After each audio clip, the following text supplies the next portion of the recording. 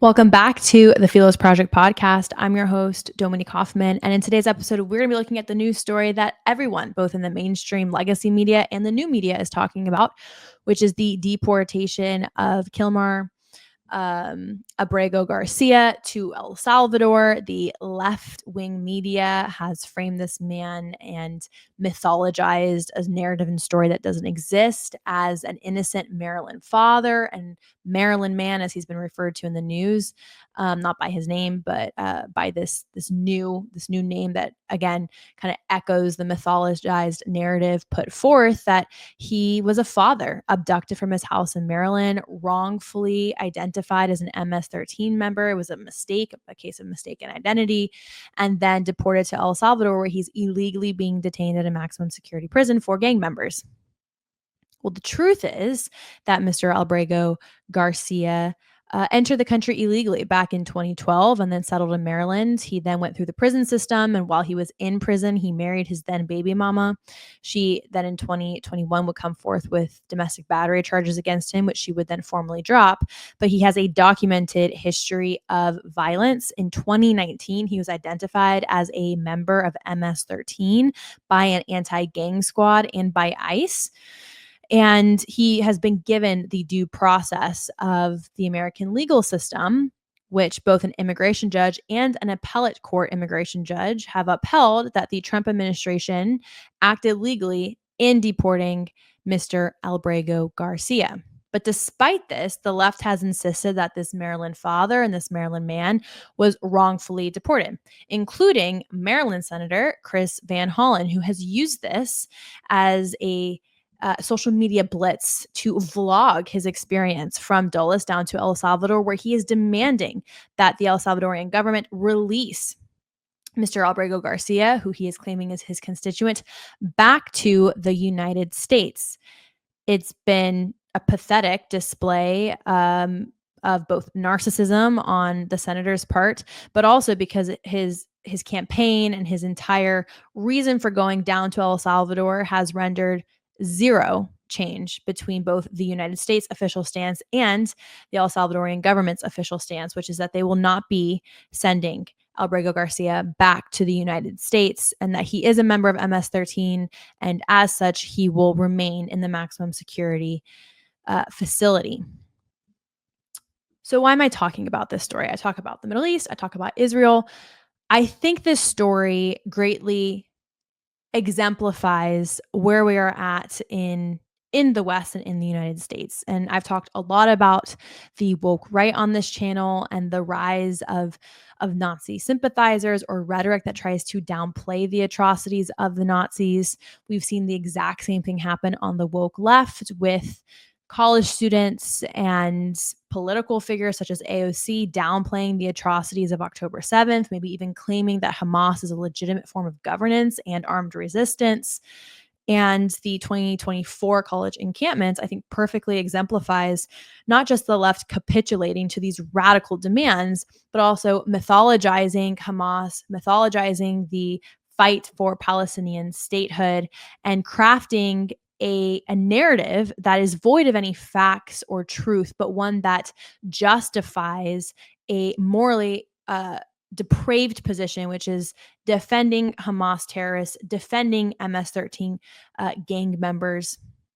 Because coming out and saying that with all the facts on the table highlights the evil of that position. And so they have to create and construct a narrative that justifies their political agenda.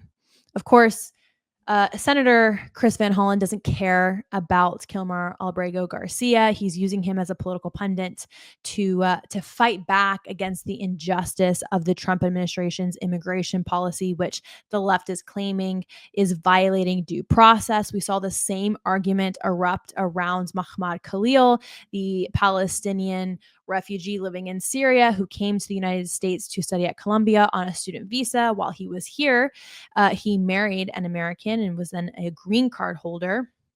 at the time President Trump took his second term. But while a student on Columbia's campus, he was a lead negotiator. Again, even that title legitimizes the college encampments, which should have never happened, between Students for Justice in Palestine and other divestment groups on Columbia's campus. He was the mediator, conveying their demands to the Columbia staff, which is ridiculous. He should never have even been allowed to be in that position. There are also direct ties between Qatar and also Hamas and Hezbollah to the college encampments. We saw Mahmoud Khalil's organization handing out flyers directly pushing Hamas rhetoric and maybe even material from Hamas directly. And Colombia has become a theater not just for the encampments, but now for the Trump administration making an example of these encampments and going after foreign students who want to not only call for the destruction of the West, but then prop up and support and propagate terrorist organizations such as Hamas. And even though this common sense policy makes sense when you look at the facts and you can separate good from evil, like most of us should be able to discern, again, the left has to create an alternative narrative to justify both their Trump derangement syndrome, but also just the moral depravity of defending Hamas terrorists as freedom fighters or defending MS-13 gang members as innocent Maryland fathers being abducted from their homes. So, with all that being said, here's a picture of Kilmar Ábrego García. For those who might not be aware of the story, although I mean this has been plastered everywhere, the legacy media and the left has pushed this as mistakenly deported. He was abducted. He's not a member of MS-13, which again, it's politically motivated, but to lie and come up with an alternative narrative to reality that he's not a member of MS-13 when he was identified as a member back in 2019 is insanity to me. And so Politico, NBC News, the BBC, CNN have pushed this narrative, and so has this gentleman here, Senator Chris Van Hollen of Maryland. So the senator has taken this opportunity to have his own 5 seconds of fame, to have his own media moment. Senator Chris Van Hollen is not what I would say is a popular senator who's constantly in the media spotlight. And so he used this moment to vlog his experience from Dulles International Airport down to El Salvador, where he is demanding the release of Kilmar Ábrego García. The El Salvadorian government has laughed in his face. The vice president met with him, I believe, and told him no. They've even denied a phone call with the senator and who he claims is his constituent, Ábrego García. And again, the senator has just used this to push a false narrative. Here is him on X talking about his trip down there and why he is there. And again, it's full of lies. So let's take a look. I've had back-to-back meetings here in El Salvador with our team from the American Embassy, with the Vice President of El Salvador, with human rights groups. And the entire purpose has been to bring Abrego Garcia home, because U.S. courts have determined that he was illegally abducted. This is not true. Both an immigration judge and then an appellate court. So that decision was then appealed, and that appellate court immigration judge upheld the initial decision that he could be deported. He was not abducted. It's called being detained when you do something illegally. That would be like robbing a gas station here in the United States, and you're an American born citizen, and you kill the gas station clerk. And then you go back to your house and the police come and they arrest you because that's illegal. And you say that you were abducted from your home. No, when you commit a crime and when you are a violent offender and you've gone through the prison system and you've gone through the court system and been given due process, when you are then detained, it's not an abduction. From the United States, and now finds himself in the most notorious prison in El Salvador. The Supreme Court, 9-0, has told the Trump administration they must facilitate his return home. That's a blatant lie. So like this whole monologue he's doing on his X is fallacious. It's twisting the truth. It's an alternative reality. But this is a lie. The Supreme Court has not done that. Again, Mahmoud Khalil, it was deemed legal for him to be deported. The U.S. Supreme Court has not gotten in the way of that. And the same for Abrego Garcia. Yes, he's in a maximum security, notorious MS-13 prison in El Salvador, where all MS-13 gang members have been taken to as El Salvador and its government cracks down on gang violence. Which is what we should be doing here in the United States. The idea that cracking down on gang violence and violent offenders is somehow immoral and you're going to like flip morality on its head is insane to me. Refused to do it. So I called upon the government of El Salvador to do it unless they can provide evidence that he's been involved in MS-13.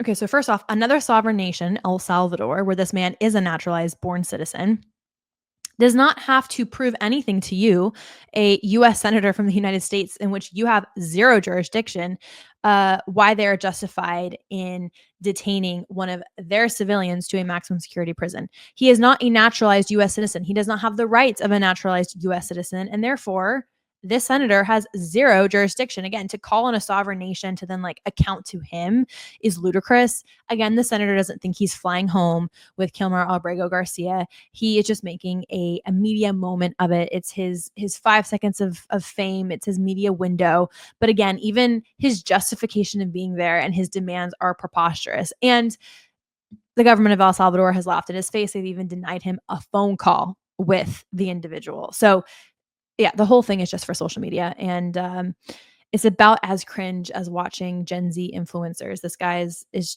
trying to do something here. It's not working. They said they had no evidence. So this is... They also didn't say that. The president of El Salvador was just at the Oval Office with President Trump and said that he's not going to release an MS-13 gang member back to the United States. Not about MS-13. I know President Trump wants to make this about gang violence. I have been fighting MS-13 probably longer than Donald Trump even knew about MS-13. This guy is like a senator from Maryland. Like, that's so preposterous. And also this individual, this senator voted against the Lincoln-Riley Act. We've had many, many individuals in the United States brutally raped or murdered by MS-13 gang members who have walked across the border because of the disastrous foreign policies of the previous administration. Even a Maryland mother of 5 was killed by an illegal immigrant, and he's been silent on that. And so his moral outrage, again, is completely manufactured for political aims. And we see this also with this particular senator's stance when it comes to the Israel-Hamas war, which is what I'm going to take a look at now. Because again, this displaced moral outrage is manufactured. And what should really be happening is Senator Chris Van Hollen flying to Israel and standing at the border of Gaza and demanding the release of U.S. Israeli citizens.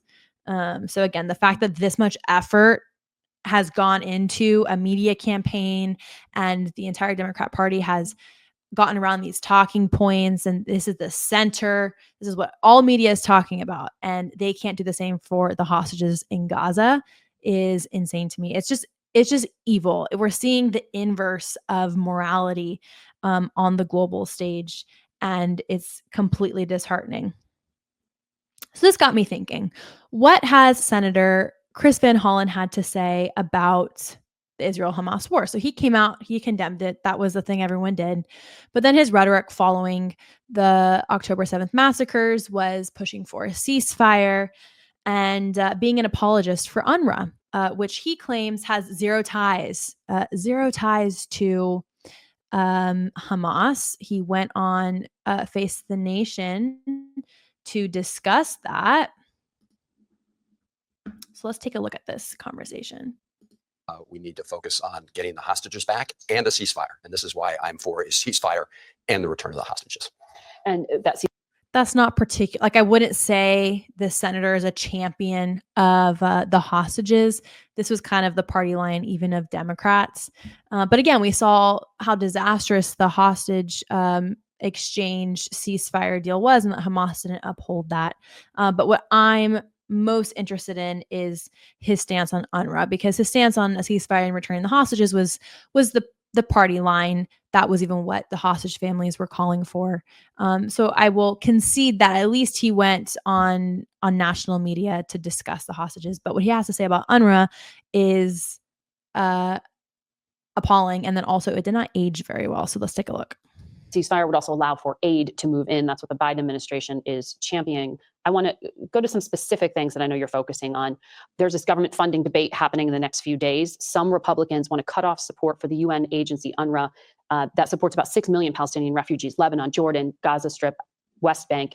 You said last week, senators need to read the classified report prepared by the Director of National Intelligence about the Netanyahu government claims about that agency. You seem to be implying that the links to terror groups are unfounded. Oh, there's no doubt that the claim that Prime Minister Netanyahu and others are making that somehow UNRWA is a proxy for Hamas are just flat out lies. Which is not true. He goes on to say, like, there's U.S. military involvement. Most UNRWA employees are Palestinians. It is its own separate entity, even within the UN. And there are not just direct links and ties, but if you look at UNRWA education material, it's very sympathetic to the Intifada narrative that's been very well documented even prior to this March 2024 interview with the senator. But great, he's saying that it's lies, that there's connections between Hamas and UNRWA. But again, this did not age too well, because in August of 2024, so of the same year, it came out, which we all kind of knew, but it officially came out that there was a investigation underway and a probe into 9 UNRWA employees who they ended up getting fired, participated in the October 7th attacks. So that interview with the senator did not age well in the slightest. And so, again, I think it highlights this manufactured moral outrage, a displaced political agenda. It's sick. And I'm going to show you the faces of the 5 remaining U.S.-born hostages in Gaza. Because again, the fact that we're in Passover season, this is the second year that these families have not either been able to lay to rest their family members or have their family members at their Passover table to observe with them, is absolutely heartbreaking. And the amount of effort and energy that has gone into having a media moment for this MS-13 gang member while ignoring those who are still left in Gaza is immoral. It's disgusting. But again, it's because these politicians are self-interested. The political and media attention for these atrocities is small and limited. And it doesn't fit their overall political agenda, which is to be sympathetic to not just the Palestinians, but to Hamas as well. They call out the atrocities of October 7th, but have failed to continually condemn Hamas. So here are the 5 hostages. Idan Alexander is still in Gaza. Ite Chen, I believe he's been confirmed dead, I believe on October 7th. Yeah, he died on October 7th, but they took his body to Gaza. Again, absolutely disgusting. Gadi Haggai, pardon my Hebrew pronunciation. I believe he also has been confirmed dead with his body taken to Gaza. Judy Weinstein, I believe this is his wife, taken to Gaza. And then Omer Nutra, who is the grandson of a Holocaust survivor. He has also been confirmed dead, but his body is still in Gaza.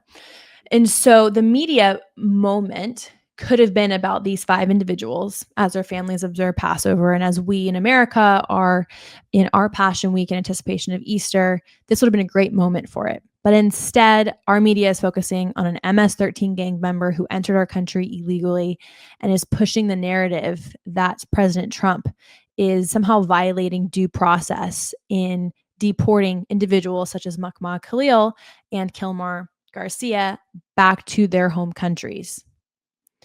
Where have we gone in the West? The West, we are in the middle of the West's fall. And again, it's not just the left, it's also the right. I talk about the right a lot here. We've seen the downplay of Nazi atrocities as well for political agenda and political aims for individuals like Ian Carroll, Candace Owens, Dave Smith. Why? The question is why? And on both sides of the political and ideological aisle, there has to be a revisionist reality or a revisionist history to justify their radical ideals or agendas because the facts are not in their favor. So as you comb through the news, seek the true facts to kind of discern fact from fiction and evil from truth. And so we shall remember to pray for the hostages still in Gaza this Passover season. May they be in our thoughts as we Christians here in the West enter our Holy Weekend and observe Easter. So with that, I will leave you. Thank you so much for tuning in to today's episode. Please like, comment, and subscribe to the Philos Project channel, and I will see you in the next episode. Have a wonderful Easter.